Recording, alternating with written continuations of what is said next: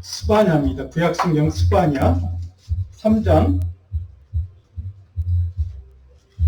잘 우리가 평소에 읽지 않은 성경들이 이게 선지서들인데, 제가 선지서 수요일마다 공부하고 우리가 공부했던 스바냐서 내용입니다. 3장 14절부터 20절 말씀.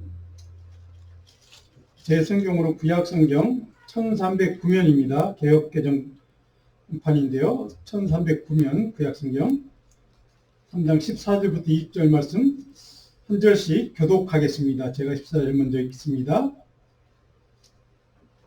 시온에 따라 노래할지어다. 이스라엘아 기쁘게 부를지어다. 예루살렘 따라 전심으로 기뻐하며 즐거워할지어다. 여호와가 내 형벌을 즐거워하였고 내 원수를 쫓아냈으며 이스라엘 왕 여호와가 내 가운데 계시니 내가 다시는 화를 당할까 두려워하지 아니할 것이다. 그날에 사람이 예루살렘에 이르기를 두려워하지 말라. 시온아 내 손을 늘어뜨리지 말라. 너의 하나님 여호와가 너의 가운데 계시니 그는 구원을 베푸실 전능자이십니다. 그가 너로 말미암아 기쁨을 이기지 못하시며 너를 잠잠히 사랑하시며 너로 말미암아 즐거이 부르며 기뻐하시리이다 하리라. 내가 절기로 말미암아 근심하는 자들을 모으리니 그들은 내게 속한 자라. 그들에게 지워진 짐이 치욕이 되었느니라. 그때 내가 너를 괴롭게 하는 자를 다 벌하고 전 자를 구원하며 쫓겨난 자를 모으며 온 세상에서 시험받는 자에게 칭찬과 영성을 얻게 하리라. 같이 있습니다. 내가 그때 너희를 이끌고 그때 너희를 모을지라.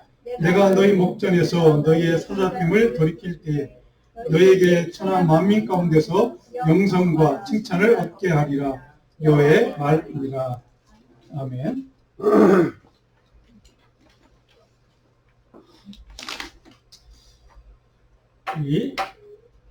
제가 최근에 한국을 가서 서점을 들렀다가 딱 한 권 책을 사왔는데 그 책을 좀 소개하려고 합니다. 제가 좀 읽고 있는 중인데, 제목은 그냥 하지 말라. 송길령이라는 분이 쓴 책인데 부제가 당신의 모든 것이 메시지다 이렇게 붙어 있습니다.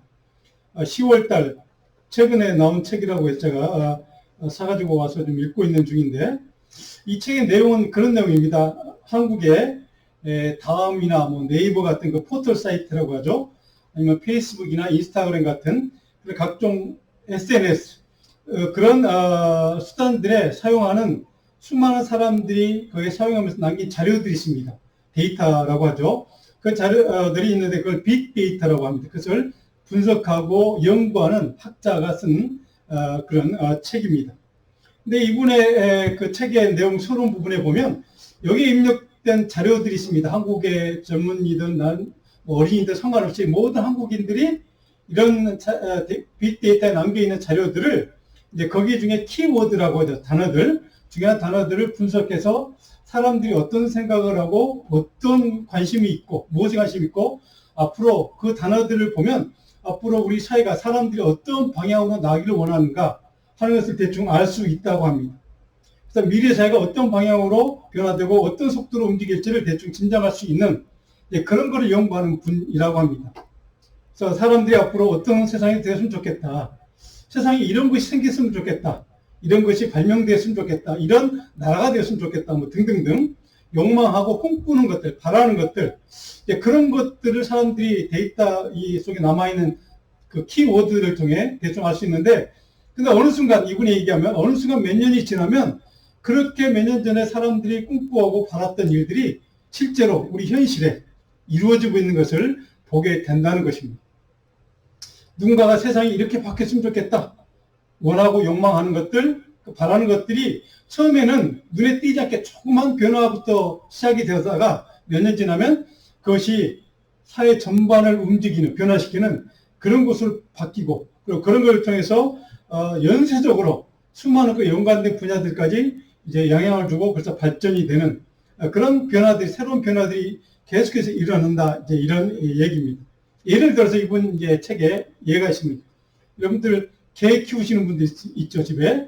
애완용 개라고 몇 년 전까지만 해도 애완용 개, 그래서 애완견 이렇게 불렀습니다. 그렇죠?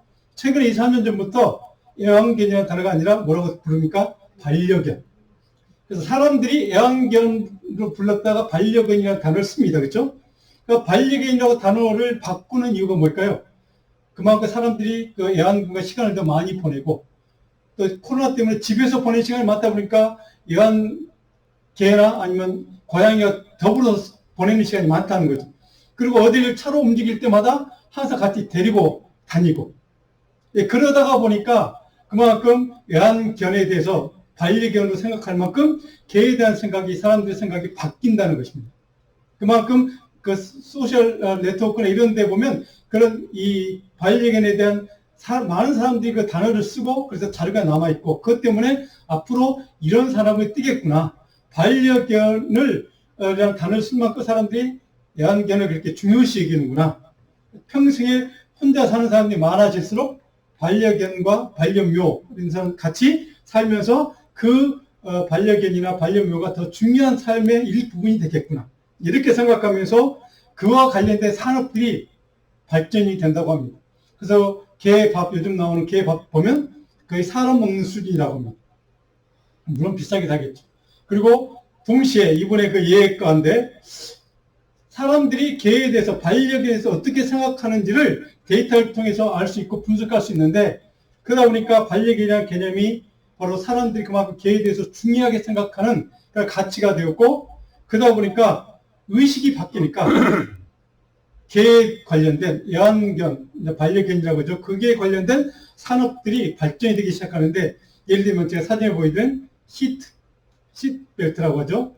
개를 위한 시트벨트가 개발돼서 지금 시판이 되고 이제 차에 아예 장착이 되어서 나온다고 합니다. 그러니까 그만큼 반려견이라는 단어가 애완견에서 반려견으로 바뀌는 그 단어 의미가 이렇게 미래의 방향 어떻게 나아갈 것인가, 사람들이 개에 대해서 어떤 생각을 하는가를 이렇게 대충 추측을 할 수 있고, 미래의 산업이 어떻게 발전할 것인가를 예측해서 그 산업을 키워갈 수 있는 이런 연구를 하는 분이, 이 책을 쓴 분이 하는 일이라고 합니다. 그런데 제가 오늘 하고 싶은 얘기는 이분이 쓴 책에 이런 내용을 인용합니다. 소설가 윌리엄 깁스라는 분의 글을 인용하는데 한번 같이 읽어볼까요? 미래는 이미 와 있다. 다만 모두에게 균등하게 온 것은 아니다. 미래는 이미 와 있다. 몇 년 전에 꿈꿨던 것이 벌써 몇 년 후에 우리의 삶의 일부분이 이루어진, 현실로 이루어진 그런 일들이 되고 있다는 사실. 그런데 어떤 사람은 그것을 잘 누리고 있고 깨닫고 있지만 어떤 사람은 그걸 못 누리는 차이가 있다 하는 겁니다. 그래서 균등하게 온 것은 아니다, 이렇게 표현을 했습니다. 자, 이 말을 제가 읽으면서 우리 그리스도인들의 이 말이 적용될 수 있다고 저는 생각했습니다.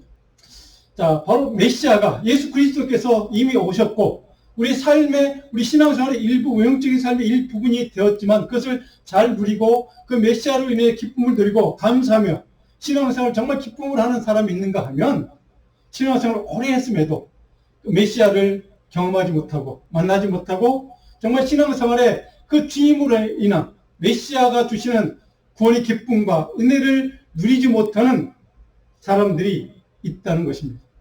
그래서 모든 그리스도인들에게 다 메시아, 구원자이신 그분의 은혜와 구원의 은총이 똑같이 경험되지 않는다, 이런 뜻입니다. 자, 도대체 이유가 무엇일까요? 하나님이 어떤 분인지, 그분이 이 땅에 오셔서, 예수 그리스도가 이 땅에 오셔서 나를 위해서 어떤 일을 행하셨는지 그런 거에 대한 관심이 없고 그런 것에 대한 확신이 아직 없기 때문에 어떤 사람들은 오랜 동안 신앙생활을 해도 그 메시아가 주신 구원의 은총과 기쁨과 감사를, 감격을 누리지 못하는 그런 신앙생활을 하고 있는 사람이 있다 하는 것입니다. 오늘 대림절 세 번째 주일입니다. 온 세상에 소망을 주기 위해서 오신 예수님을 대망하며 기다리는 주일이기도 합니다. 그런데 중요한 것은 그 메시아께서 오셔서 우리 개인 각자와 우리 신앙 공동체, 교회와 이 온 세상을 위해서 행하신 일이 무엇인가? 우리가 이 대림절에 다시 한번 우리가 좀 묵상해 봤으면 좋겠습니다. 오늘 이 말씀, 우리가 읽었던 본문의 말씀의 배경, 시대적인 배경, 스바냐 선지자가 활동했던 그 시대는 어떤 시대인가를 간략하게 좀 생각을 해볼 필요가 있습니다. 스바냐 선지자가 활동했던 그 당시의 임금은 요시야 왕이라는 임금이었습니다. 물론 남유다 왕국의 요시야 왕, 640년부터 609년까지 활동했던 왕이 요시야 왕입니다. 물론 기원전입니다. 그때 당시 활동했던 선지자가 스바냐라는 선지자인데, 요시야 왕이 중요한 인물이었습니다. 왜냐하면 그분이 종교개혁을 시도했거든요. 이스라엘 백성들의 영적인 부흥운동, 영적인 갱신운동, 이것을 실천했던 사람이 요시야 왕이었습니다. 그때 영적인 리더가 바로 스바냐 선지자였습니다. 그런데 그 사실을 성경은 역대기하 34장 1절로 3절에 이렇게 증언을 하고 있습니다. 1절을 보니까 요시야 왕이 오를 때에 요아보시기의 정직하게 3절 같이 한번 읽어볼까요? 아직도 어렸을 때 곧 왕이 있은 지 8년에 그의 조상 다윗의 하나님을 비로소 찾고 제 12년에 유다와 예루살렘을 비로소 정결하게 하여 그 산당들과 아세라 묵상들과 아로새긴 우상들과 부어 만든 우상들을 제거하여 버리매. 자, 종교개혁을 했다는 의미입니다. 누가요? 요시야 왕이. 자, 이때 영적인 리더가, 그를 도왔던 영적인 리더가 스바냐 선지자라고 이해하시면 어떤 일을 감당했겠구나 좀 이해가 되실 겁니다.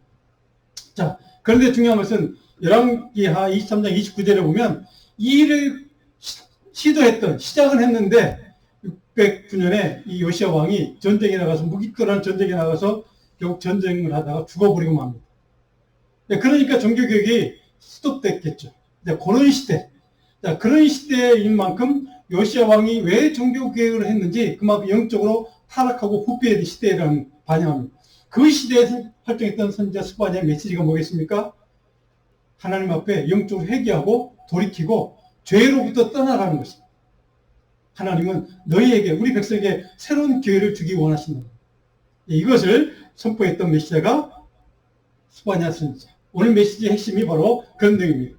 그래서 그런 정치적인 종교적인 상황 가운데 스바냐는 그럼에도 불구하고 하나님은 여전히 이스라엘 가운데 계시는, 우리 함께 하시는 구원자요 전능하신 여호와다라는 것을 선포했던 선지자가 스바냐다. 이렇게 이해하시면 오늘 메시지를 이해하는 데 도움이 될 것입니다. 자, 그러면 하나님의 아들 메시아 예수 그리스도가 바로 이 땅에 오셔서 임마누엘 하나님을 찾아오셔서 우리에게 행하시는 어떤 일을 행하시는가, 그 일의 이유와 목적은 왜 행하시는가, 이것을 오늘 본 말씀을 통해서 두 가지로 살펴보려고 합니다. 첫 번째, 자, 그가 오셔서 하는 일, 우리의 죄와 허물을 용서하시고 우리 아까 권사님 기도하신 것처럼 치유하고 새롭게 변화시키고 능력과 구원의 은혜를 베푸시게 오셨다는 사실을 다시 한번 우리가 기억해야만 합니다. 오늘 복음 14절, 17절 내용을 보니까 그런 내용들이 쭉 기록됐습니다. 15절을 한번 볼까요? 15절에 여호와가 내 형벌을 제거하였고 내 원수를 쫓아냈으며 이스라엘 왕 여호와가 내 가운데 계시니 내가 다시는 화를 당할까 두려워하지 아니할 것이다. 자, 여호와가 오늘 땅에 구원자로 메시아로 보내신 예수 그리스도, 그분이 오셔서 바로 하나님께서 우리에게 우리가 감당해야 될 형벌, 죄와 사망과 심판의 그 형벌을, 영원한 저주의 형벌을 완전히 제거해 주셨다.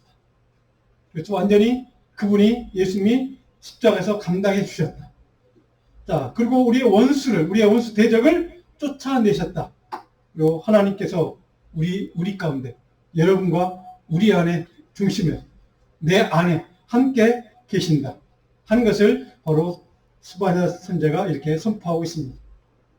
그래서 마지막 15절 마지막 보니까 화를 당할까 다시는 두려워하지 말아라. 걱정하지 말고 염려하지 말라. 이렇게 우리에게 선포하고 있습니다. 이 형벌은 물론 하나님의 책망, 그래서 이스라엘 백성들에게는 바빌론 포로를 이 형벌이라고 생각을 했습니다.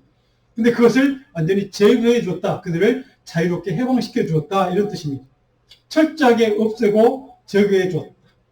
우리가 감당해야 될 죄, 삭슬, 주님께서, 메시아께서 철저하게 감당해 주시고 제거해 주셨다. 이것이 바로 스바냐 선지자의 메시지의 핵심 내용입니다.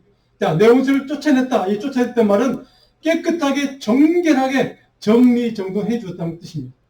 우리를 괴롭히는 원수 마귀들, 사단의 유혹들, 사단의 괴계들, 이 모든 것들을 완전하게 쫓아내서 우리를 깨끗하게 정결하게 씻어 주었다 라고 하는 것을 이렇게 해서 표현하고 있습니다. 그래서 중요한 것은 여호와께서 내 가운데 계신, 이게 내 가운데 있다는 말은 우리 한가운데, 우리 마음 중심에, 우리 영혼 가운데, 동시에 우리의 모든 삶의 지경 안에, 우리의 모든 삶의 영역 안에 하나님께서 함께 동행하신다는 의미기도 합니다. 우리의 삶이란 우리의 역사, 나라, 가정, 일터, 개인의 삶 전체 이 모든 지경 가운데 하나님 그분이 함께 하시는 것, 이것이 바로 우리 안에 내 가운데 계신다. 바로 이 말씀의 의미입니다. 자, 바로 이 말을 이사야 선자는 이렇게 풀어서 설명합니다. 이사야 7장 14절 같이 읽어보겠습니다. 주께서 친히 징조를 내게 주실 것이라. 보라, 처녀가 잉태 아들을 낳을 것이요 그의 이름을 임마누엘이라 하리라. 우리가 잘 아는 말씀이죠. 그의 이름을 임마누엘, 잘 아는 말씀. 바로 임마누엘은 영어로 God is with us. 하나님이 우리와 함께 하신다. 우리의 삶의 모든 지경 가운데 하나님이 함께 하시는 은혜와 복을 주실 것이다 라고 하는 것이 바로 스파냐 선지자의 메시지고, 바로 그 일이 예수 그리스도를 통하여 실제로 구체적으로 역사적으로 이루어진 사건을 우리는 성탄절이라고 합니다. 그래서 오늘 본문 16절에 보니까 그 예수님께서 오시면 우리에게 어떤 일이 벌어지는가, 우리 삶에 어떤 이 변화가 생기는가. 16절 같이 한번 읽어봅니다. 16절 본문. 그날에 그 다음에 두려워하지 말라, 늘어뜨리지 말라. 자, 손을 늘어뜨리지 말라. 이 말은 라파라는 그 헬라 히브리 동사인데 뭐냐면, 이 늘어뜨린다는 말은 손이 푹 처지는 거 아닙니까? 그러니까 힘이 없이, 아무런 그냥 기력이 없이, 아무런 의욕이 없으니까 그냥 될 대로 되라 하는 자포자기한 심정의 표현이 바로 손을 늘어뜨린다 하는 것입니다. 실망해서 자기 삶을 포기하는 것입니다. 주변의 환경과 조건으로 인해서 절망하고 좌절하고, 그것 때문에 실망감 때문에 두려움과 염려로 인해서 불안한 마음으로 모든 것을 포기하고 싶을 정도로 그 삶의 지경이 힘든 상황을 바로 손을 늘어뜨린다 이렇게 표현했습니다. 자, 그럴 정도로 그 절망과 죽음 같은 삶을 살아가는 우리에게 하나님이 찾아오시면 우리가 어떤 일이 벌어지는가, 바로 이것이 17절에 증언 하고, 17절 같이 한번 읽어볼까요? 17절. 너의 하나님 여호와가 너의 가운데 계시니 그는 구원을 베푸실 전능자이시라. 그가 너로 말미암아 기쁨을 이기지 못하시며 너를 잠잠히 사랑하시며 너로 말미암아 즐거이 부르며 기뻐하시라. 아멘. 너희 하나님 여호와가 너희 가운데 계시니, 다시 한번 반복됐습니다. 너희 가운데 계시니, 바로 그분이 우리 가운데 임하신다. 우리의 모든 삶의 지경 가운데 함께 하신다는 뜻입니다. 바로 그분이 우리가 믿는 하나님이요 그분의 아들 예수 그리스도가 이 땅에 오신 목적이고, 그분이 오셔서 우리에게 하신 일이 우리와 함께 하셔서 우리의 모든 악한 죄악들, 모든 죄의 사슬들, 이 모든 것들 다 끊어내고 철저히 제거하시고 우리를 새롭게 하고 깨끗하게 하고 정결하게 해서 하나님의 말씀에 신실한 종과 백성으로 우리를 바꾸어 준다는 뜻입니다. 바로 이것이 하나님께서 우리와 함께 하시는 이유라는 뜻입니다. 바로 이 말의 의미는 이런 뜻입니다. 그런 삶을 사는 너희들이지만 그러나 두려움과 염려와 절망할 필요가 없다. 전능하신 하나님께서 너희 안에 함께 하시면 그분이 너희들 그 모든 절망과 두려움과 아픔과 상처에서 다 깨끗하게 너희를 구원하실 것이다. 그런 능력의 손길을 가지신 분이 하나님이요 그가 너희를 사랑하고 기뻐할 것이다. 너희들은 사랑하시고 은혜 베푸기 원하시는 그분의 자녀이기 때문이다. 바라기는 임마누엘로 오신 그분, 그 하나님 메시아, 그분이 저와 여러분 안에 늘 함께 하시는, 우리의 삶의 모든 지경 가운데 그분이 늘 동행하시는 그런 하나님 은혜와 긍휼과 자비가 이 대림자에게 가운데 충만한 그런 복이 있기를 간절히 축원합니다. 자, 두 번째, 그분이 오셔서 우리에게 행하시는 일이 무엇인가? 자, 세상 모든 죄악에서 구원해내셔서 세상의 모든 수치와 조롱과 멸시를 받고 어떻게 한다고요? 하나님의 축복이 머무는 지경으로 우리를 인도하시기 위해 오셨다는 겁니다. 이것이 18절 20절의 내용입니다. 자, 19절에 보니까 그때 내가 너를 괴롭게 하는 자를 다 벌라. 저는 자를 구원하며 쫓겨난 자를 모으며 온 세상에 수욕받는 자에게 칭찬과 명성을 얻게 하리라. 자, 그분이 우리에게 오셔서 우리와 함께 하시면 어떤 일이 벌어지는가? 우리를 괴롭게 하고 우리를 시험에 들게 하고 유혹하는 모든 악한 것들을 다 사단의 모든 것들을 악한 것들을 지금 벌하시겠다라고 하나님이 여호와께서 메시아가 우리 가운데 오시면 그런 일들이 일어나는 것입니다. 그리고 저는 자 온갖 세상의 아픔과 상처와 고통으로 인해서 정말 손을 늘어뜨리며 아무것도 할 수 없는 그런 상황 가운데 있는 영혼들을 바로 그들을 구원하시고 새 힘을 주시는 뜻입니다. 쫓겨난 자를 다시 불러 모아서 하나님의 구원의 지경으로 인도하시고 세상에서 멸시당하고 욕먹고 차별당하고 무시당하는 그 모든 사람들에게 하나님의 칭찬과 존귀함을 받는 사람들로부터 존귀하게 대접받는 그런 명성을 얻게 해줄 것이다.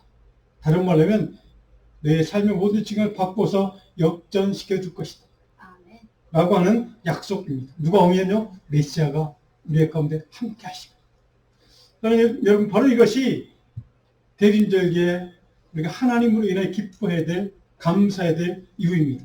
하나님이 임재하시는 때가 되면 세상 근심으로 가득한 자들, 세상의 중심에서 변병증으로 쫓겨난 그래서 슬피 울며 통곡하는 그러한 실패한 인생을 사는 사람들, 그 실패와 좌절 때문에 온 세상 사람들로부터 수치와 조롱과 무시를 당하는 사람들, 모든 세상의 약한 사람들을 내가 능력의 손길로 너의 은혜의 지경이 내 은혜의 긍휼의 그 지경 가운데 불러 모아서 그들을 구원할 것이다. 그들의 삶을 바꿔서 영광이 가득한 복된 지경으로 내가 바꿔줄 것이다. 바로 이것이 메시아가 오시면 우리 가운데 일어날 변화라는 뜻입니다. 사랑 여러분, 이것이 우리가 믿는 하나님이 우리 가운데 하시는 일이요. 메시아 예수 그리스도 그분이 오셔서 우리의 삶을 바꿔놓는 그런 기적과 같은 일들이 저와 여러분의 인생에 일어난다는 사실을 믿어야만 합니다. 이 믿음이 있어야만 모든 우리를 유혹하고 우리를 시험에 빠뜨리고 질병으로 인하여 고통당하는 저와 여러분의 삶을 바로 하나님께서 우리의 구원의 지경으로, 은혜의 지경으로, 치유의 지경으로, 회복의 지경으로 바꿔놓을 수 있음을 믿는 믿음이 있어야만 바로 그런 기적이 우리 가운데 일어날 수 있다는 뜻입니다.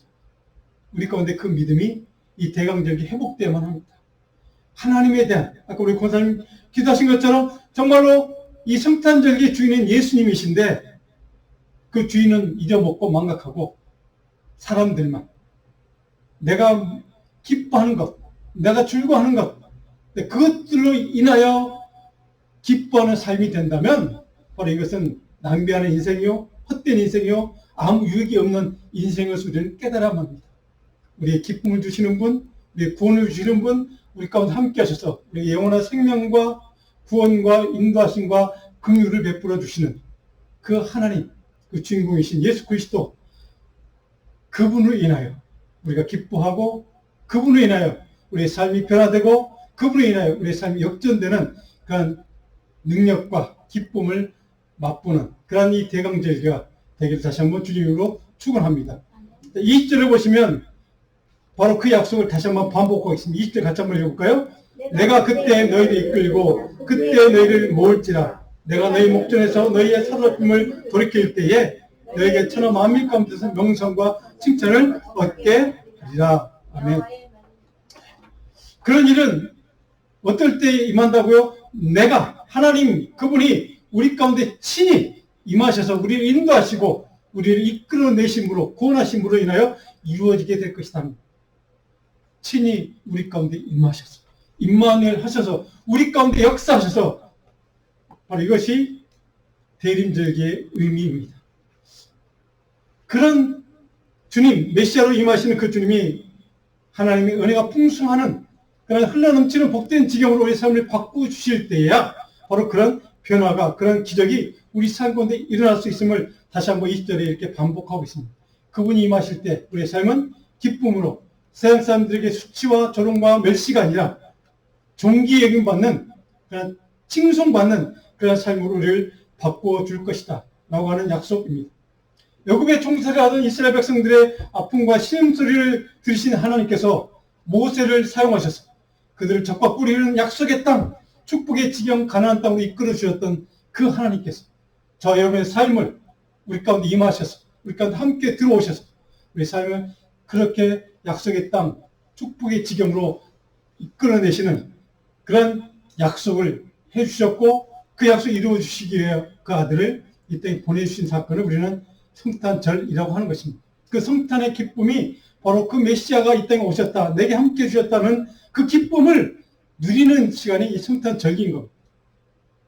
그래서 우리는 성탄절기를 보낼 때마다, 맞을 때마다 하나님이 내 안에 지금 함께 하신다는 사실을, 이것을 믿고 고백하고 또 그런 마음으로 그 신앙생활로 우리가 그 주님과 함께 동행하는 삶으로 살지 않으면 성탄절은 의미가 없는 것이라고 얘기하는 것입니다.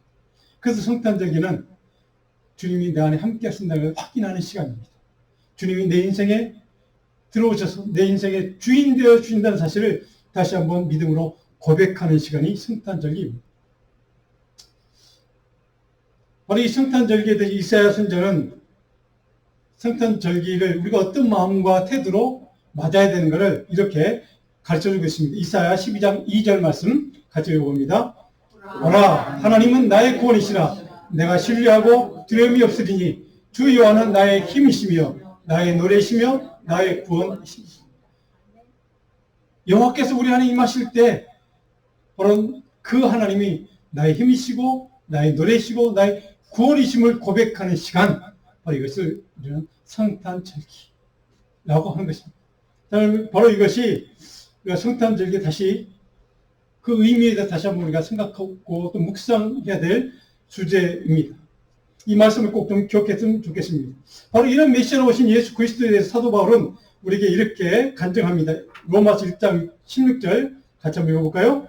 내가 복음을 부끄러워하지 아니하노니 이 복음은 모든 믿는 자에게 구원을 주시는 하나님의 능력이 됩니다. 자, 복음을 부끄러워하지 않는 이유가 뭡니까? 복음이 모든 믿는 자에게 구원을 주시는 하나님의 능력이기 때문에. 생명의 능력, 우리를 변화시키는 변화의 능력, 우리의 영원한 생명을 주시는, 우리의 질병을 치유하시는 치유의 능력, 바로 이것이 복음의 능력이라는 사실. 그 복음의 능력 주시는 예수 그리스도 메시아, 그분을 우리 마음속에 함께 하신다는 사실을 믿음으로 고백하고 간증하고 그 믿음으로 인하여 기뻐할 수 있는 것, 바로 이것을 우리는 성탄절기에 이 믿음을 회복하는 절기라고 다시 한번 우리가 믿음으로 간증하고, 정말 이 성탄절기, 이번 성탄절기 저와 여러분 가운데 그런 감성, 그런 기쁨과 예수 그리스도의 구원의 능력이 다시 한번 회복되기를 간절히 소원합니다. 자, 열왕기상 2장 3절에 보니까 다윗이 자기 아들 사랑하는 아들 솔로몬에게 마지막 죽기 전에 당부한 말씀이 기록되어 있습니다.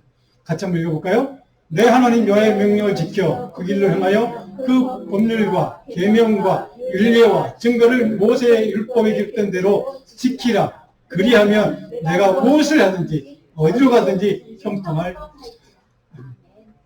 바로 율법을 순종하고 지키고 행하면 내가 무엇을 하든 어디로 가든지 형통의 복을 누릴 것이다. 우리 형통이라는 말을 잘 씁니다. 근데 여기에 형통이라는 말은 하나님이 부어주는 축복, 물론 그것도 포함이 되지만 이 형통의 정확한 의미는, 성경적이면 하나님의 말씀과 율법에 대한 순종의 삶을 살 때에 신중하고 사리 깊고 또 분별력 있고 통찰력 있게 하나님이 주시는 지혜에 따라 사는 삶을 사는 것을 우리 형통의 복이라고 얘기합니다. 하나님이 주시는 지혜에 따라 사는 삶, 이것이 형통입니다. 하나님이 주시는 지혜에 따라 삶을 살 때 우리의 삶에 어떻게 실패가 있고 실수가 있고 허물이 있겠습니까? 그래서 우리 형통의 복을 누리는 복을 우리 갈망합니다. 왜?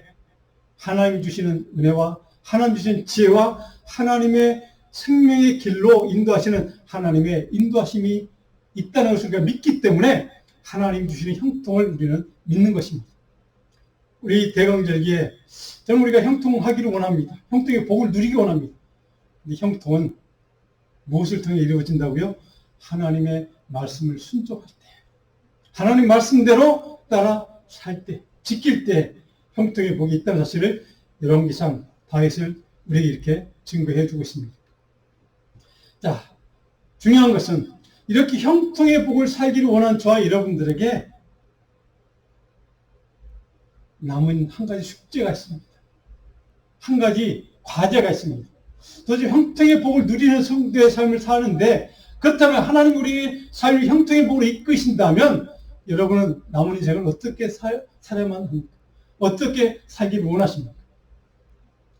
이 질문에 대한 해답은 예수님이 우리에게 제시해 주십니다. 누가복음 4장 18절 19절 같이 한번 읽어봅니다. 주의 성령이 내게 임하셨으니 이는 가난한 자에게 복음을 전하게 하시려고 내게 기름을 부으시고 나를 보내사 소유된 자에게 자유를, 눈먼 자에게 다시 보게 함을 전파하며 눌린 자를 자유롭게 하고 주의 은혜를 전파하게 하려 하심이라 하였다. 형통의 복을 누리기만 원하는 저와 여러분이 아니라 형통의 복을 누리게 하신다면, 하나님 그렇게 우리를 인도하신다면 우리의 남은 인생을 어떻게 주님을 위해 살아갈 것인가? 바로 예수님이 이렇게 너의 삶은 이런 삶을 살라라고 제시해 주고 있습니다. 메시아로 오신 예수님이 이 일을 위해서 오셨다는 겁니다.